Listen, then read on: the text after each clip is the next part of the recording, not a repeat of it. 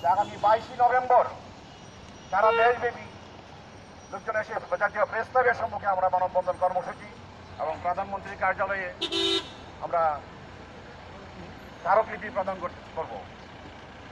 এবং এই বলে আমার সংক্ষিপ্ত বক্তব্য শেষ করছি। আমাদের মাঝে এখন বক্তব্য রাখবেন আমাদের কেন্দ্রীয় কমিটির সাধারণ সম্পাদক জনাব এম এ হাফিজ সাহেব।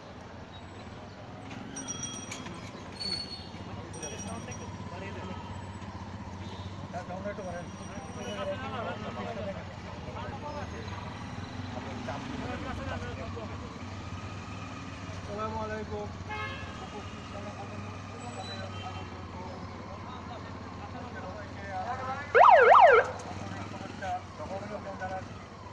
একটু আগেই শুনেছেন সম্পাদক জনাব সন্তোষ দোহা সকল বিস্তারিত বলেছেন। আমি আপনাদেরকে অধিক সময় নষ্ট করবো না, শুধু একটা কথাই বলবো। আজকে আমরা বাংলাদেশে যে রূপান্তরিত হয়েছে, যে উন্নয়নে রূপান্তরিত হয়েছে, যার উপকার মাননীয় প্রধানমন্ত্রী সব কিছু করে যাচ্ছেন। আমরা মাননীয় প্রধানমন্ত্রী হিসেবে একে আকুল আবেদন জানাচ্ছি যে তিনি গত 2008 সাল থেকে আমাদের ডাক বিভাগের প্রতি অত্যন্ত আন্তরিকতার সাথে কাজ করে যাচ্ছেন এবং তার নির্দেশে আমরা সব কিছু করে যাচ্ছি। কিন্তু দুঃখের বিষয় যে আমাদেরকে যে সম্মানী বাধা দেওয়া হয়, এটা সম্পূর্ণ অসম্মানজনকভাবে দেশের জনগণ মনে করে।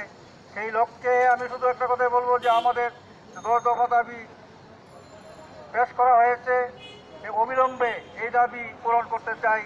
এই বললে আমরা সারা দেশের আজকের এই ইডি কর্মচারীগণ রাজপথে নেমে আন্দোলনের কর্মসূচি গ্রহণ করেছে। আমি আগামী 15 নভেম্বরের মধ্যে যদি এই দাবি পূরণ করা না হয়, আমরা 22 নভেম্বর জাতীয় প্রেস ক্লাবে আমরা মানববন্ধন কর্মসূচি অনুষ্ঠানে অংশগ্রহণ করব। সারা দেশের কর্মচারীগণ আসবে এবং মাননীয় প্রধানমন্ত্রী হিসেবে এদিন স্মারকলিপি প্রদান করা হবে। বন্ধুগণ, আজকে আমরা অনেক লক্ষ্য নিয়ে এই রাজপথে আমরা উপস্থিত হয়েছি। মাননীয় প্রধানমন্ত্রী অত্যন্ত মানবতার জননী। তিনি সব কিছুই বোঝেন এবং সাথে সাথে কার্যকর করেন। এইটা আমার বলার অবস্থার আগে না, সবাই জেনেছেন, সবাই জানেন।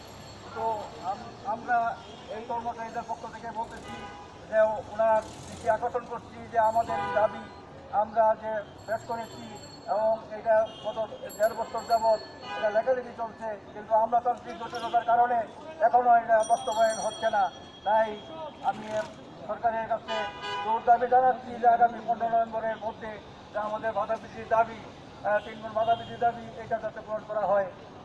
এই বলে আমি সকলকে আন্তরিক ধন্যবাদ জানিয়ে আমি এই অনুষ্ঠানের বক্তব্য শেষ করছি। আল্লাহ হাফেজ। আসসালামু আলাইকুম। ধন্যবাদ।